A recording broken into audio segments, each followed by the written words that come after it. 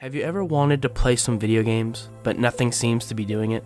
Modern games don't invoke that same feeling, and the old classics also fail to inspire. Well, if you can relate, know that I've been there too. Quite often, unfortunately.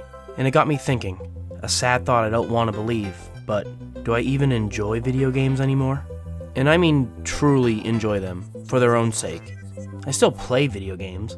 I play Guild Wars 2 every day. But how much of that is just habit? Skinner box type mind tricks to keep me in the game. If I wasn't already 10 years invested, would I still play? Why do more modern games seem so uninteresting to me? With these questions in mind, I decided there was only one course of action: to go back to the start, to replay all the big key games that left an impression on me, starting as far back as I can remember, and working my way to modern day to see if I can reignite my love of video games. I've dubbed this exercise Chasing Nostalgia.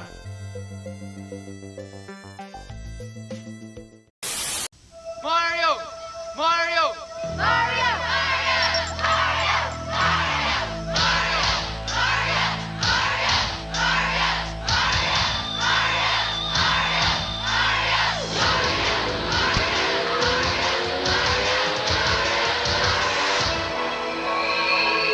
Mario! He's back. All you had to do was ask. Super Mario Bros. 3 from Nintendo. Now you're playing with power. Video games are great. Some video games are even amazing, and even fewer reach legendary status. Mario 3 is in that legendary tier. This game is the quintessential 2D platforming king! 8 different themed worlds, tons of power-ups, hidden secrets galore, fantastically catchy music, fun addicting platforming, Goomba boot! I mean, hell, the game even got a full movie just so it could reveal itself to the world. I rest my case.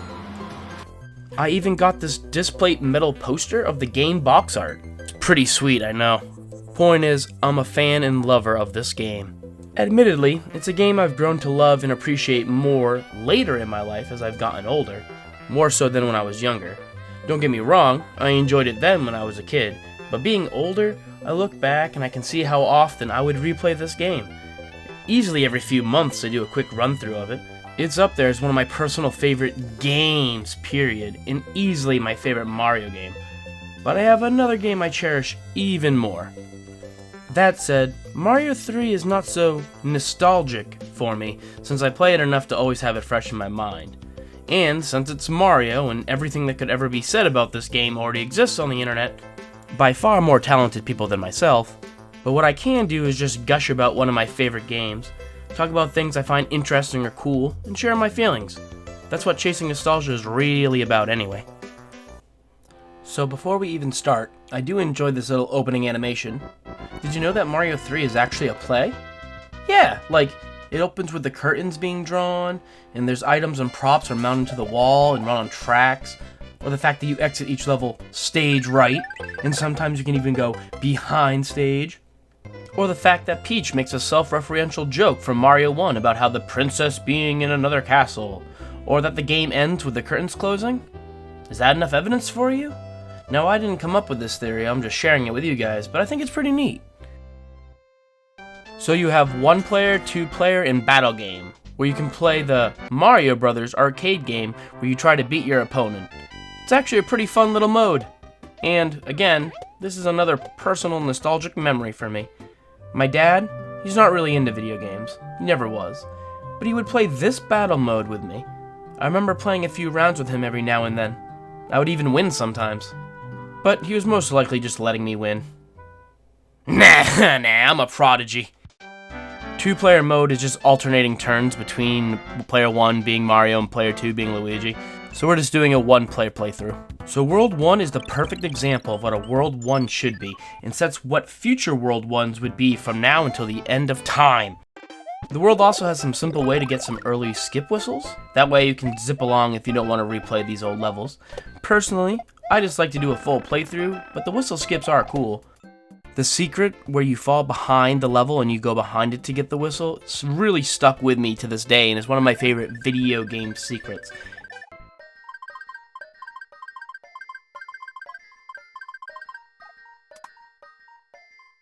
The other one on top of the castle that you fly up to, you can actually learn if you watch the movie The Wizard, the movie that I mentioned earlier. Speaking about knowing things, you ever wonder, how do you know something? Like you know this thing, but you don't remember how you learned it? Well, I have a few of those here. This right here, I don't know how I know, I just know. And then there's also this one here that I also just remember and I don't know how I know. Something I like is seeing what the kings look like, what they were turned into, and what they look like when they return back to normal. It's always pretty interesting to see what they look like. Now World 2 is the desert world. I love this theme, it's probably one of my favorite. It's very short and simple, but I really groove with this. Other than that, it's pretty bog standard levels, nothing too crazy. Nothing crazy until the Killer Sun level. The Killer Sun level. Besides the Koopalings, I would argue that the Angry Sun is probably the most memorable enemy from this game. He's really not that much of an issue to me now that I'm an adult. You really just keep running and just make sure you jump when he attacks. But as a kid, oh man, stress anxiety level 9,000.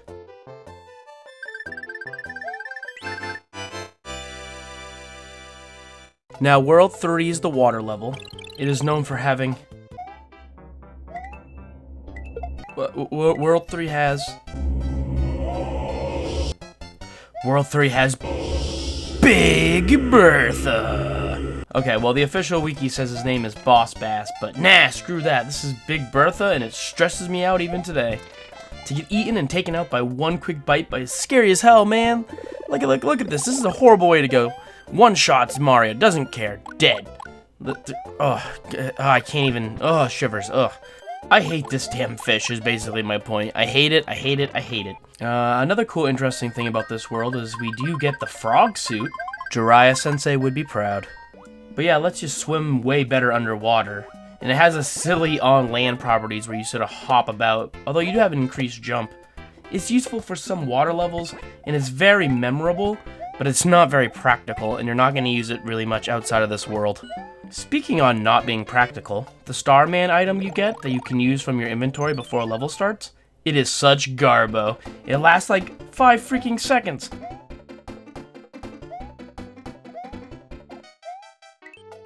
I guess it can be helpful to kill like Hammer Brothers and the stuff on the overworld, but for an actual in-level use, only the Starmen you find in the level are actually helpful.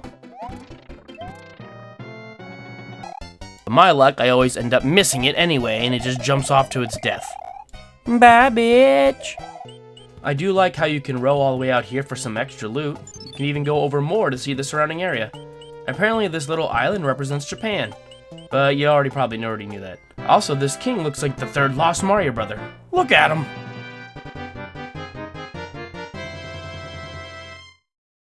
World 4 is super fun. It's the big world.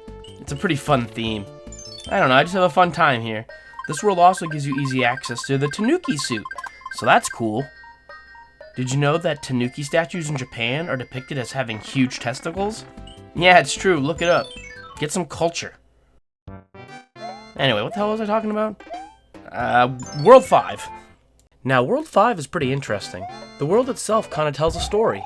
The levels have you ascending, going up and up until you eventually make it to the sky.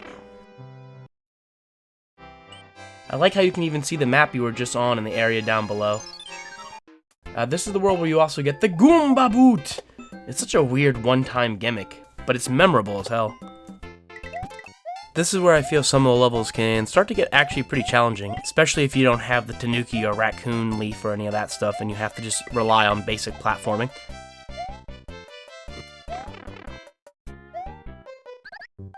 Then after this you have World 6, which is the dreaded Ice World. I find this world to be pretty challenging, a noticeable spike in difficulty. Personally, slippy controls on a platformer is always a challenging thing to deal with, and this has one of those weird levels where you have to actually fly up while holding a shell in order to continue. It's not super hard, but it's never done anywhere else, so it's a bit of an oddity. World 7 is the Pipe Maze world, but honestly, this might be my least favorite world. I never do anything I don't need to, and I just rush to the end. The level design with all the pipes just doesn't do it for me. The only thing I can really say about World 7 is that the map theme music for this world is the perfect jam to smoke to.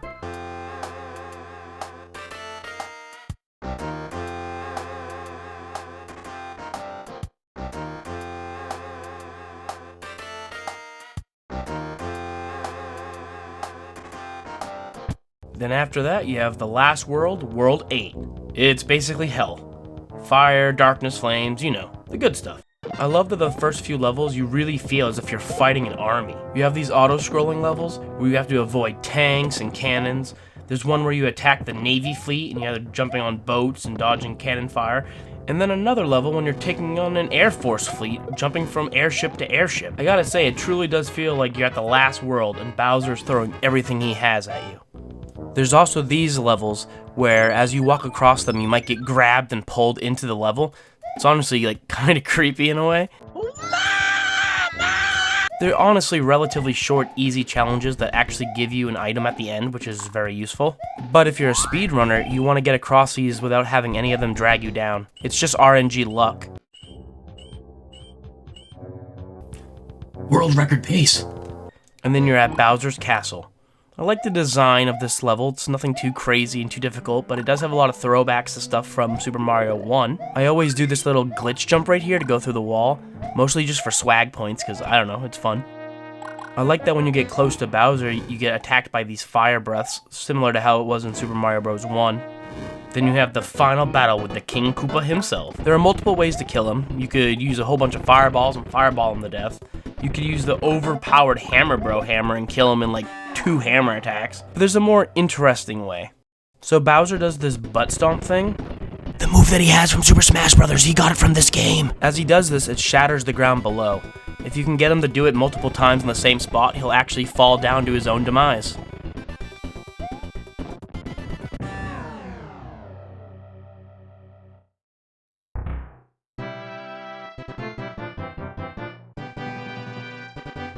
I like this intended way, it actually feels like a battle. So you go through the door and you save Princess Peach. Her model looks much better than her sprite in Mario 1 where she's all derpy looking.